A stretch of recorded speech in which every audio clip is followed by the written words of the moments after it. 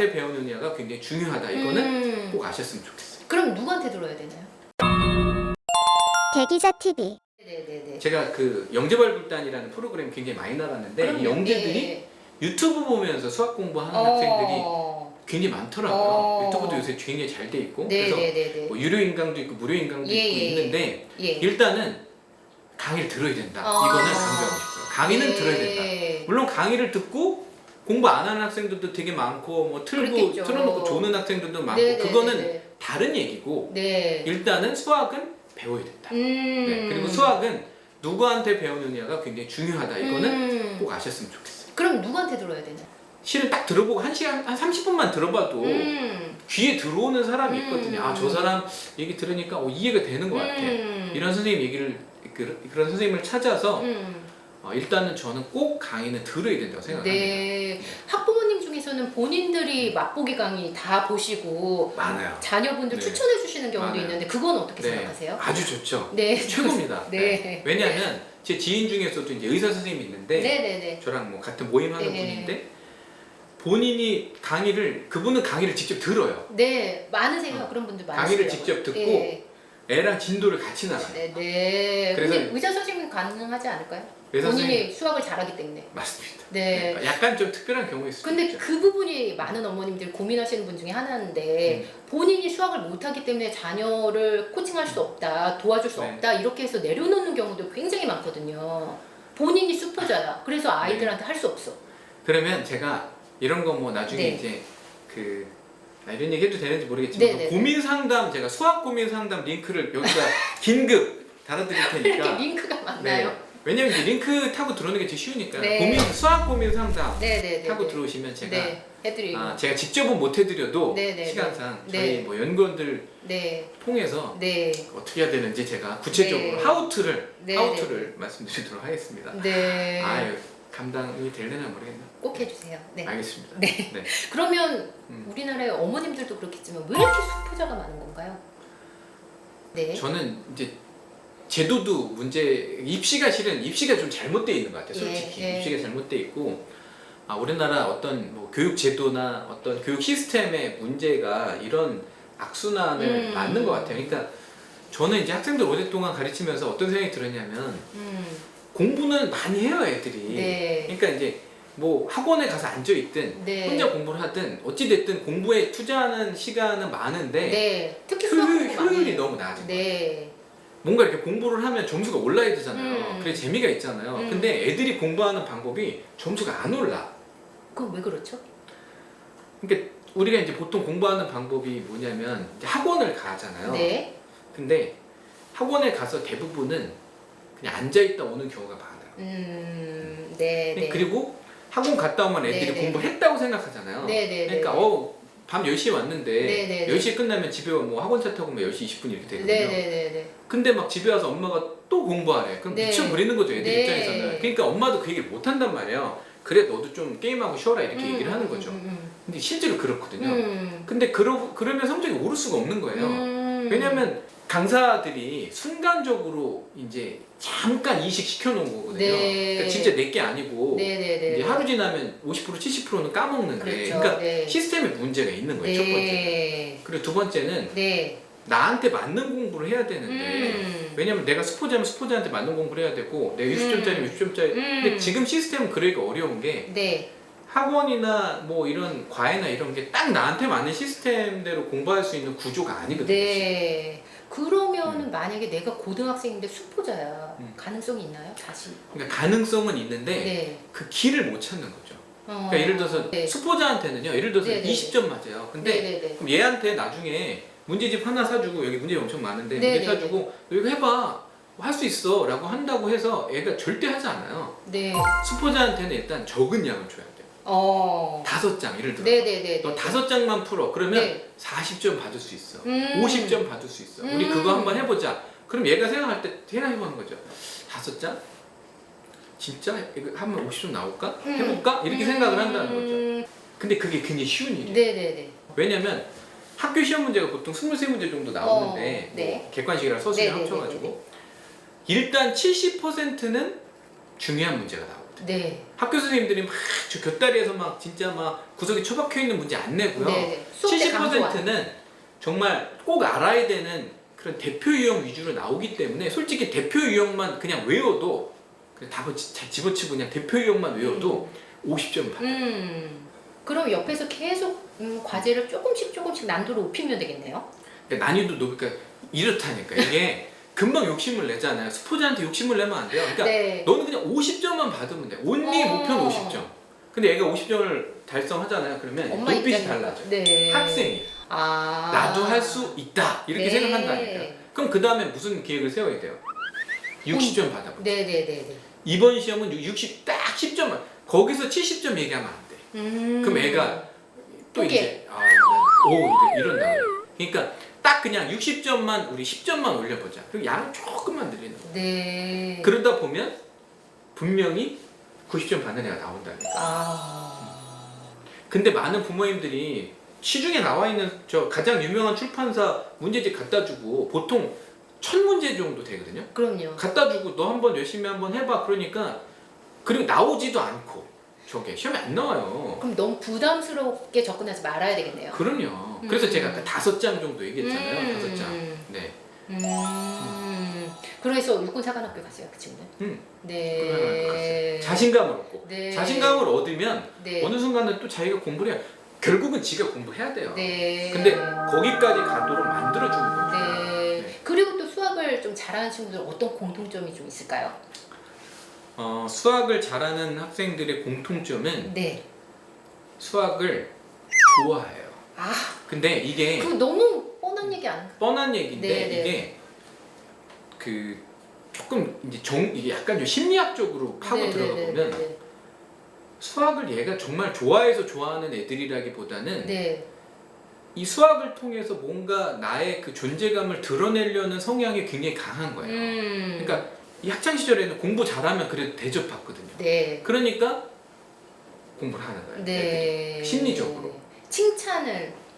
칭찬받고 그러니까 나도 뭔가 할 수 있다. 이렇게 그 잘하는 게 있어. 네. 그런 느낌이거든요. 그러니까 그런 거가 있어야 애들이 공부를 하는 거예요. 그러니까 처음부터 큰 욕심 부리지 말고 애들을 좀 좋아하게끔 하는 단계가 그런 거고 그리고 이제 제가 자꾸 선생님 얘기해서 이제 좀 죄송하긴 한데 왜냐면 이제 핵심적인 걸 네, 놓칠 네, 수가 네, 왜냐면 네. 두리뭉술한 얘기 들으려고 이제 유튜브 보는 건 네네네. 아니니까. 아니니까. 네. 네. 근데 선생님이 얼마나 중요하냐면 네.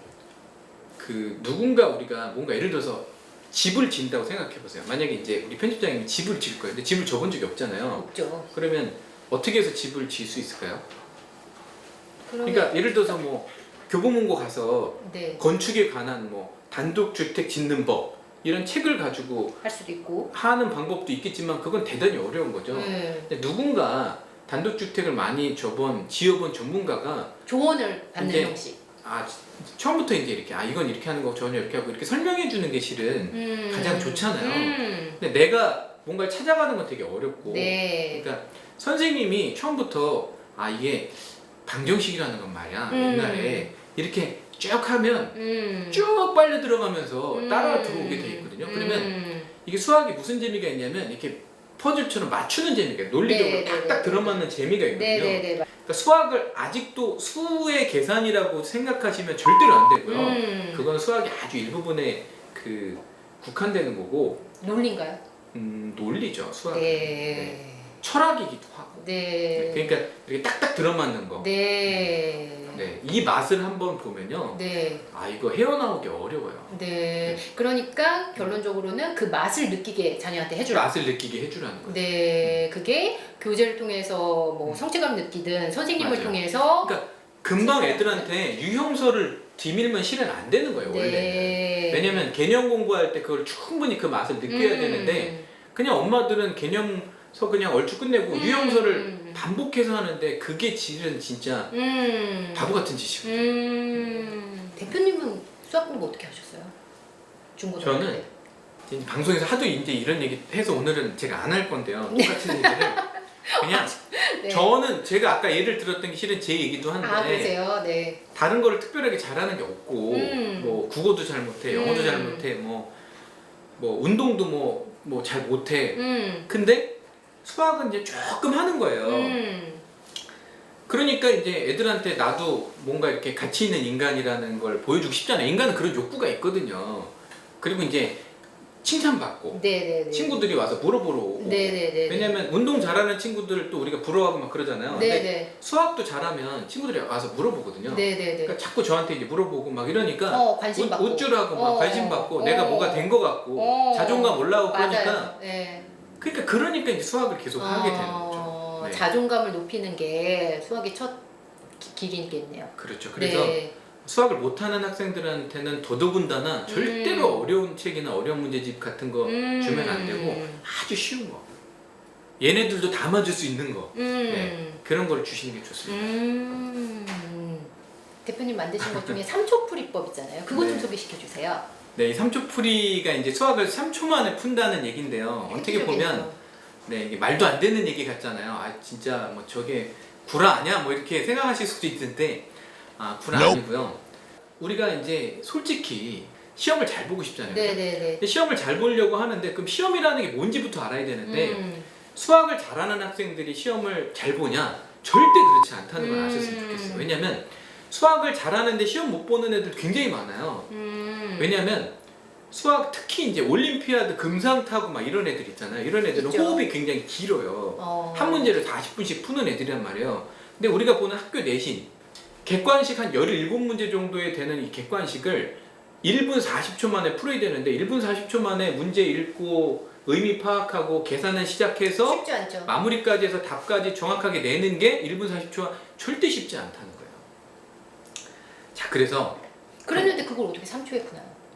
들어보세요. 좀 네. 끝까지 다 얘기할 거예요. 제가 이렇게 성격이 급해. 급해요. 진짜. 네.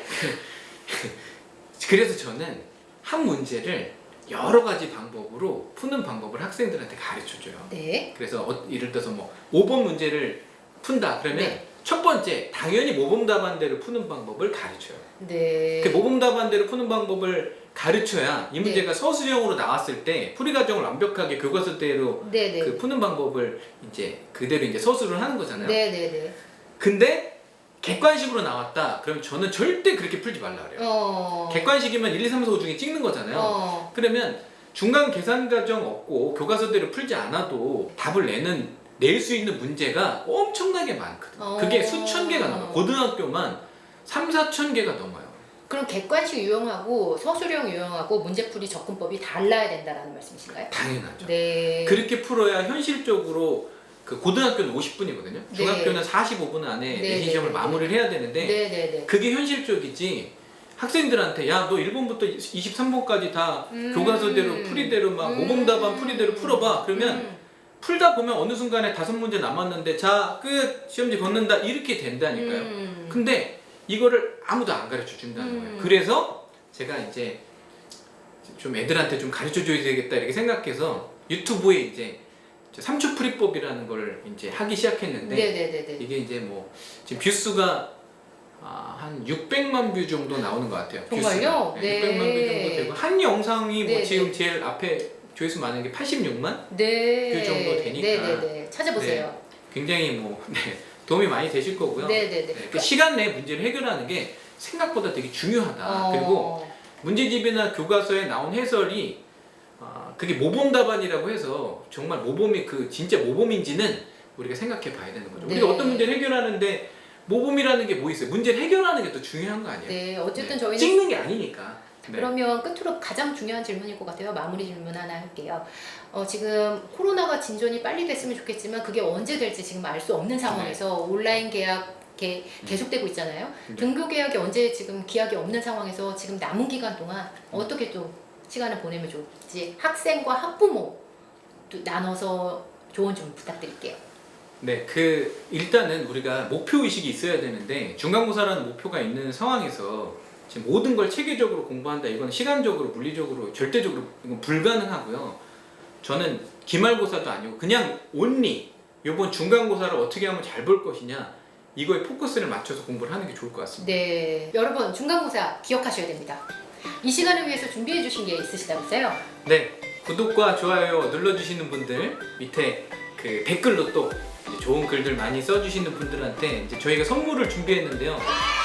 중1부터 중1, 중2, 중3, 고1, 고2 5개 학년만 네. 이번 중간고사 그 적중 뭐 예상 문제집이라고 해야 되나요? 가장 시험에 많이 나오는 문제 한 100에서 150문제 정도 들어갈 텐데 네. 집으로 저희가 무료로 교재를요? 교재를 네. 무료로 보내드리도록 하겠습니다. 아, 댓글에 너무 좋은 네, 댓글에 이제 이메일 주소를 남겨주시면 추첨해서 저희가 딱 50분께 선물로 50분이랍니다. 드리도록 하겠습니다. 감사합니다.